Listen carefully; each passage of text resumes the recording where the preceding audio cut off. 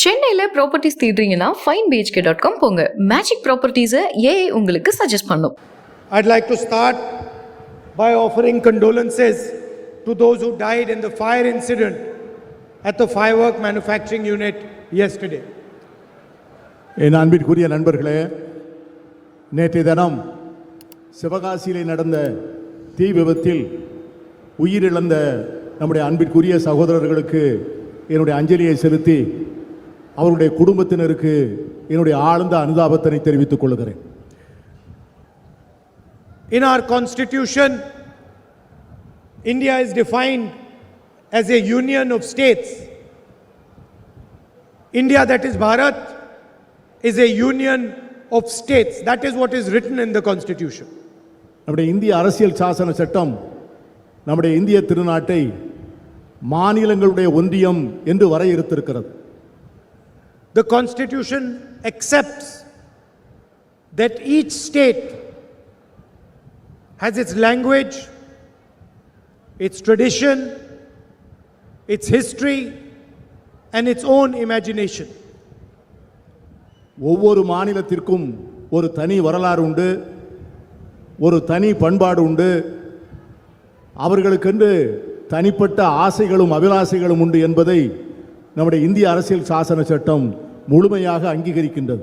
And according to the constitution, all the states are equal and have equal rights in the union.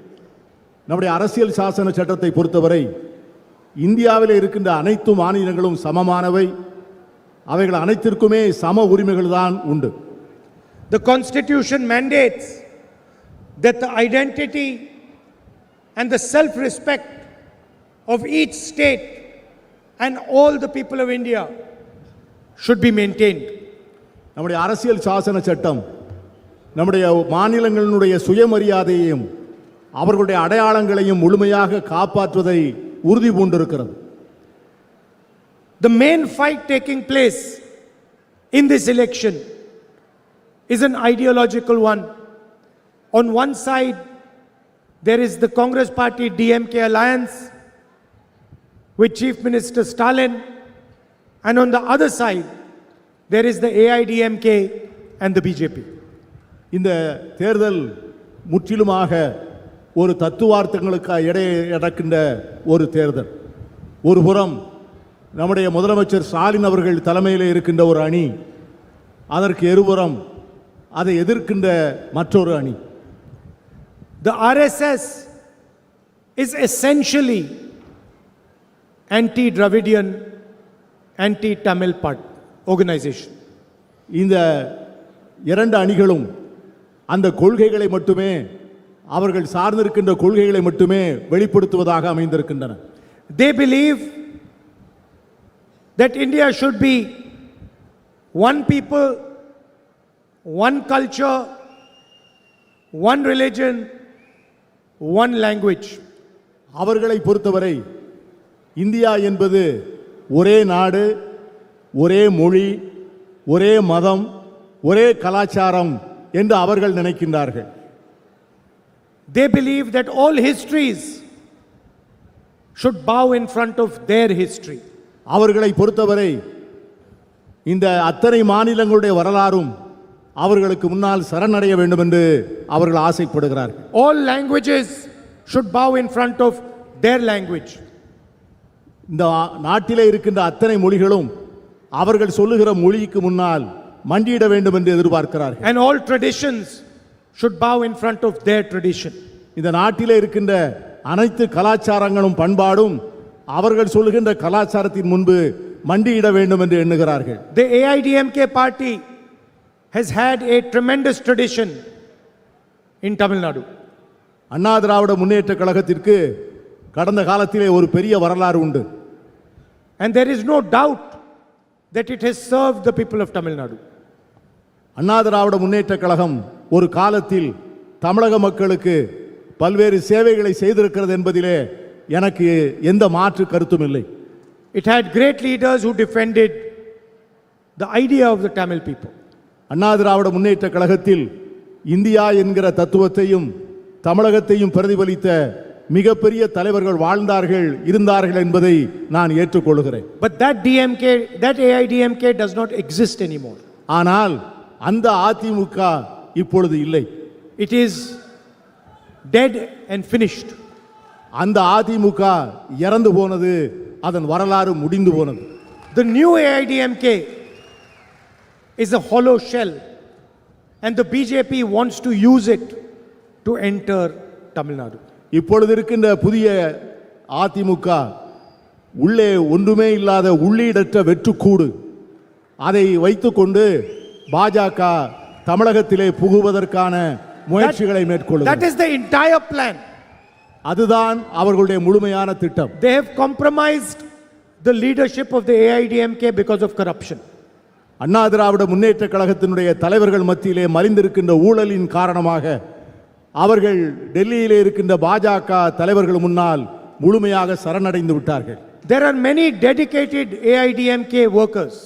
நாட்டிலே தங்களை முழுமையாக அர்ப்பணித்துக் கொண்ட பல்லாயிரக்கணக்கான அண்ணா திராவிட முன்னேற்ற கழக தொண்டர்கள் இன்னும் இருக்கிறார்கள். There might even be leaders in the AIDMK who are dedicated to the idea of the AIDMK. சில இரண்டாம் கட்ட தலைவர்கள் கூட அங்கே தங்களுடைய லட்சியங்களுக்காக மனதிலே தாங்கிக் கொண்டிருக்கின்றவர்கள் இருக்கலாம். But they do not control the party. ஆனால் அந்த கட்சி அவர்களுடைய கட்டுப்பாட்டில் இல்லை. The people who control the party are fully controlled by Mr. Amit Shah and Mr. Narendra Modi. Anna Dravida Munnetra கழகத்தை இன்றைக்கு கட்டுப்பாட்டில் வைத்துக் கொண்டிருக்கின்ற தலைவர்கள் ஒட்டுமொத்தமாக மோடியினுடைய அமித்ஷாவினுடைய கட்டுப்பாட்டிலே இருக்கிறார்கள் என்பதுதான் உண்மை. Please look at what has happened recently in Bihar.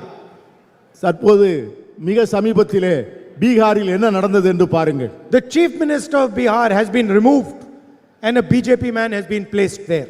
பீகாரிலே முதலமைச்சராக இருந்த நிதிஷ்குமார் அவர்கள் நீக்கப்பட்டு அந்த இடத்திலே பாஜகவை சேர்ந்த ஒருவரை முதலமைச்சராக அமர்த்தியுள்ளார்கள். Why? Because the chief minister of Bihar is compromised. ஏன்? அங்கே இருக்கின்ற முதலமைச்சராக இருந்தவர் அவர்களிடம் சரணடைந்து அவரிடம் சமரசம் செய்து கொண்டார். He did not say a word and he silently went to the Rajya Sabha. அவர்களை எதிர்த்து ஒரு வார்த்தை பேசாமல் அவர்கள் என்ன சொன்னார்களோ அதை அப்படியே ஏற்றுக்கொண்டார் பீகார் மாநிலத்தில் முதலமைச்சராக இருந்தவர். Because his past deeds have allowed the BJP to control him completely. அவருடைய கடந்த கால வாழ்க்கையும் வரலாறும் பாஜகவினுடைய ஆணையை விட்டு மீறுவதற்கான சூழ்நிலையை அவருக்கு தரவில்லை. And that is what they want to do here in Tamil Nadu. அதைத்தான் தமிழ்நாட்டிலும் செய்ய நினைக்கிறார்கள். They want to have a government which they fully control. அவர்கள் தங்களுடைய முழு கட்டுப்பாட்டில் உள்ள ஒரு அரசை தமிழ்நாட்டிலே கொண்டு வர நினைக்கிறார்கள். They want a chief minister who does exactly what they say. இங்கே தாங்கள் என்ன சொல்லுகிறார்களோ அதை செய்வதற்கான ஒரு முதலமைச்சரை இங்கே பணியமர்த்த ஆசைப்படுகிறார்கள். And that is something that we are never going to allow them to do. அதை காங்கிரஸ் கட்சி ஒரு நாளும் அனுமதிக்காது. அது நடக்க நாங்கள் அனுமதிக்க மாட்டோம். No matter what dream they have, they will never ever control the government or the people of Tamil Nadu. அவர்களுக்கு எந்த கனவு இருந்தாலும் சரி, எந்த ஆசைகள் இருந்தாலும் சரி, அவர்கள் ஒரு காலத்திலும் தமிழ்நாட்டில் உள்ள அரசாங்கத்தை தங்கள் கட்டுப்பாட்டில் கொண்டு வர காங்கிரஸ் கட்சியும் நாங்களும் ஒரு நாளும் அனுமதிக்க மாட்டோம். If you look at Mr. Narendra Modi and you look at his behavior, you will see that Narendra Modi is fully controlled by Donald Trump. இங்கே நடக்கின்ற பாஜக அரசையும் நம்முடைய பிரதமரையும் உற்று பார்த்தால் உங்களுக்கு ஒன்று புரியும். நம்முடைய பிரதமர் நரேந்திர மோடியை அமெரிக்க டொனால்ட் ட்ரம்ப் அவர்கள் கண்ட்ரோல் செய்கிறார் என்று உங்களுக்கு தெரியும். He's signed the US-India deal, which essentially sold Indian agriculture, Indian industry, Indian data and Indian energy security. இன்று அமெரிக்காவோடு நாம் செய்து கொண்டிருக்கின்ற வர்த்தக ஒப்பந்தம் நம்முடைய விவசாயத்தை, நம்முடைய தொழிலை, நம்மிடம் இருக்கிற தரவுகளை, நம்மிடம் இருக்கின்ற சிறு குறு தொழிலினுடைய முன்னேற்றங்களை எல்லாம் ஒட்டுமொத்தமாக அமெரிக்க ஏகாதிபத்தியத்திற்கு அடகு வைப்பதற்காக எழுதி தரப்பட்ட ஒப்பந்தம்தான் மோடி அவர்கள் ட்ரம்போடு செய்து கொண்டிருக்கின்ற இந்த வர்த்தக ஒப்பந்தம். In fact, Donald Trump openly says that when I call the Prime Minister of India, he picks up the phone and he calls me sir.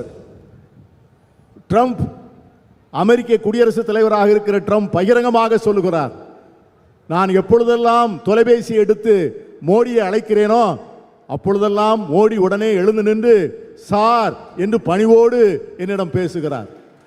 You imagine the Prime Minister of India calling Donald Trump sir.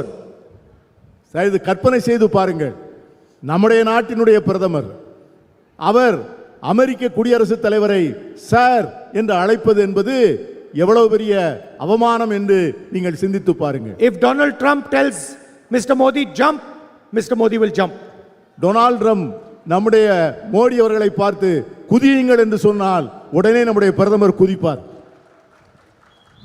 Before the war in Iran, suddenly Narendra Modi was told go to Israel. He just took the plane, went to Israel and came back. நம்முடைய Iran யுத்தம் வருவதற்கு முன்னால் Trump மோடியை பார்த்து இஸ்ரேலுக்கு போங்கள், அங்கே போய் அந்த நாட்டினுடைய பிரதமரை சந்தியுங்கள் என்று ஆணையிட்டார். உடனே நம்முடைய பிரதமர் இஸ்ரேலுக்கு போய் அங்கே இருக்கின்ற பிரதமரை The பார்த்தார். reason is simple. Epstein files and Mr. Adani. அதற்கு என்ன காரணம்? எப்ஸ்டீன் ஃபைல் என்று சொல்லக்கூடிய பல ரகசிய நடவடிக்கைகள் அடங்கிய ஆவணங்களும் அதானி அவர்களுக்கு இருக்கின்ற வியாபார நலனும் தான் அதற்கு பின்னாலே இருக்கின்ற காரணங்கள். And that is exactly what Narendra Modi wants the Chief Minister of Tamil Nadu to do. Narendra Modi எப்படி ட்ரம்பிடம் நடந்து கொள்கிறாரோ அதை போல தமிழ்நாடு முதலமைச்சர் தன்னிடம் நடந்து கொள்ள வேண்டும் என்று மோடி நினைக்கிறார். When he calls up the Chief Minister of Tamil Nadu, he wants to hear sir. அவர் பிரதமர் மோடி அவர்கள் தமிழ்நாடு முதலமைச்சரை தொலைபேசியில் அழைத்தால் இங்கே இருக்கின்ற முதலமைச்சர் உடனே எழுந்து நின்று சார் என்று பணிவோடு அழைக்க வேண்டும் என்று விரும்புகிறார். Problem is Mr. Stalin will never ever call Narendra Modi sir. இதில் என்ன முக்கியமான கருத்து என்னவென்றால் நம்முடைய முதலமைச்சர் ஸ்டாலின் அவர்கள் அப்படி ஒரு நாளும் எழுந்து நின்று அவரை சார் என்று அழைக்க மாட்டார் என்பதுதான் முக்கியமான பிரச்சனை. And so he wants a AIDMK chief minister who picks up the phone and says, yes sir, what can I do for you? அவர் அண்ணா திராவிட முன்னேற்ற கழக முதலமைச்சரை போல போனை எடுத்துக்கொண்டு சார் நான் உங்களுக்கு என்ன செய்ய வேண்டும் என்று கேட்க மாட்டார். The other thing that Tamil Nadu has done is shown the way to India for social development. இது முக்கியமான ஒரு கருத்து என்னவென்று சொன்னால் இந்தியா முழுமைக்கும் சமூக நீதி என்ன என்பதை தமிழ்நாடு தான் சுட்டிக்காட்டி இருக்கிறது. How to develop,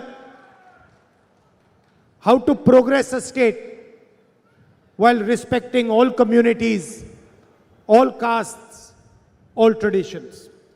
ஒட்டுமொத்தமான அனைத்து சமூகத்தினரையும் எல்லா சாதியினரையும் எப்படி முன்னேற்றுவது என்பதை தமிழ் சமுதாயம் இந்திய திருநாட்டுக்கு சுட்டி காண்பித்திருக்கிறது. And this has been a tradition in Tamil Nadu. இதுதான் தமிழ்நாட்டினுடைய பண்பாடு, இதுதான் தமிழ்நாட்டின் கலாச்சாரம். And we are going to continue this tradition in Tamil Nadu. நாங்கள் இதை தொடர்ந்து தமிழ்நாட்டிலே இந்த கலாச்சாரத்தையும் பண்பாட்டத்தையும் பேணி பாதுகாப்போம். After all, it was Kamraj ji who put the foundation of social development in this state. இந்த அருமையான சமூக நீதி தத்துவத்திற்கு அடிப்படை அமைத்தவர் நம் நெஞ்சில் நிறைந்த நம்முடைய பெருந்தலைவர் காமராஜர் அவர்கள். He built the foundation of a public education system, the best public education system. அவர்தான் மாநிலத்தினுடைய பொது கல்வி திட்டத்திற்கான அடிப்படையை முதலில் அவர் ஏற்பாடு செய்து இந்த மாநிலம் கல்வியில் சிறந்த மாநிலமாக வளர்வதற்கான அத்தனை முன்னேற்பாடுகளையும் செய்து தந்தவர் பெருந்தலைவர் காமராஜர் அவர்கள். And he conceptualized the midday meal scheme, which is a really powerful development tool.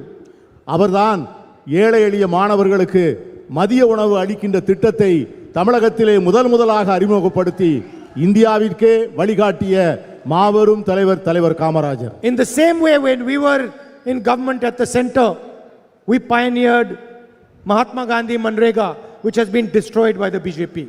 இதை தத்துவத்தை தான் உள்வாங்கித்தான் காங்கிரஸ் கட்சி ஆட்சியில் இருக்கின்ற போது மகாத்மா காந்தி தேசிய ஊரக வேலை திட்டம் என்று ஒரு அற்புதமான திட்டத்தை நாம் அறிமுகம் செய்தோம். So our alliance knows how to look after the poorest of the poor in the state. எங்களுடைய கூட்டணியிலே இருக்கின்ற கட்சிகளுக்கு இந்த நாட்டிலே இருக்கின்ற அடிமட்டத்தில் வாழ்கின்ற ஏழைகளுக்கு எப்படி உதவிகள் செய்வது, எப்படி அவர்களை முன்னேற்றுவது என்பது எங்களுக்கு இயற்கையாகவே எங்களுக்கு தெரிந்த ஒன்று. And we are going to deepen the foundation of social justice in Tamil Nadu. நாங்கள் வரக்கூடிய காலங்களிலே சமூக நீதியினுடைய அடிப்படையை மேலும் ஆழமாகவும் அகலமாகவும் விரிவாக்கம் செய்ய எண்ணுகிறோம். The first step is to give every woman 2,000 rupees a month in her bank account.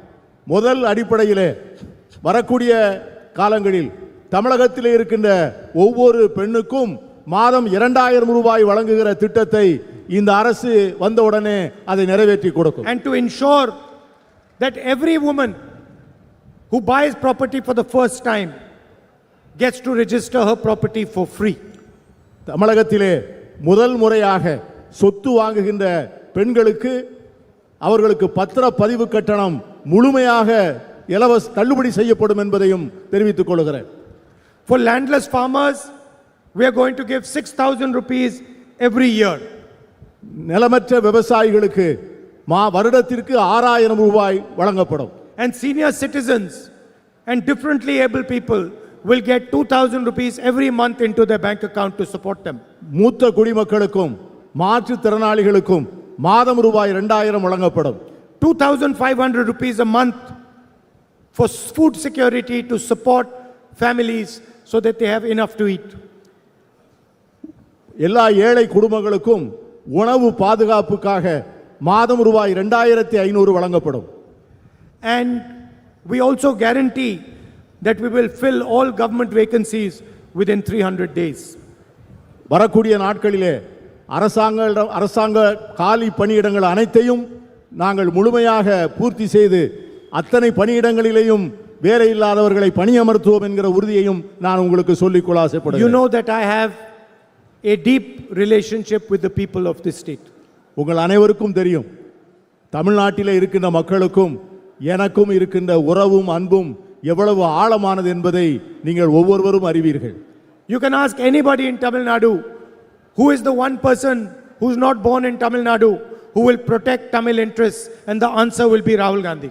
தமிழ்நாட்டிலே இருக்கிற யாரை வேண்டுமானாலும் கேட்டு பாருங்கள், தமிழ்நாட்டிலே பிறக்காத ஒருவர் ஆனால் தமிழனின் உரிமைக்காக தமிழனுடைய சுயமரியாதைக்காக தன்னை முழுமையாக ஒரு போர் வீரனாக போராடக்கூடியவர் இந்த ராகுல் காந்தி தான் என்று தமிழ்நாட்டிலே இருக்கின்ற ஒவ்வொருவரும் சொல்வார்கள். And this is a relationship that started long back.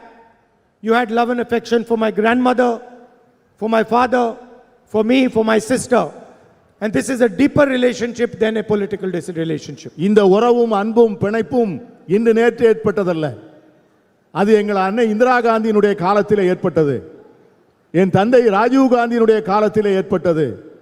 என் மேலும் என் சகோதரியின் மேலும் நீங்கள் பொழிகின்ற அன்பையும் பாசத்தையும் பார்த்து நான் நெகிழ்ந்து போயிருக்கிறேன். So you must know that no matter what happens, I am your soldier in Delhi, and I will protect the interest of Tamil people, protect the language, Tamil language, and ensure that you are always having full representation in the country. எது என்ன நடந்தாலும் எங்கே எப்படி நடந்தாலும் ஒன்றை மட்டும் உறுதியாக வைத்துக் கொள்ளுங்கள், டெல்லியிலே நான் உங்களுடைய போர் வீரன். தமிழ்நாட்டிற்கும் தமிழ் மண்ணுக்கும் தமிழகத்திற்கும் எப்பொழுதாவது இடையூறு வந்தால் அதை முதலில் நின்று போரிட்டு பாதுகாக்கின்ற போர் வீரனாக நான் டெல்லியிலே இருப்பேன்.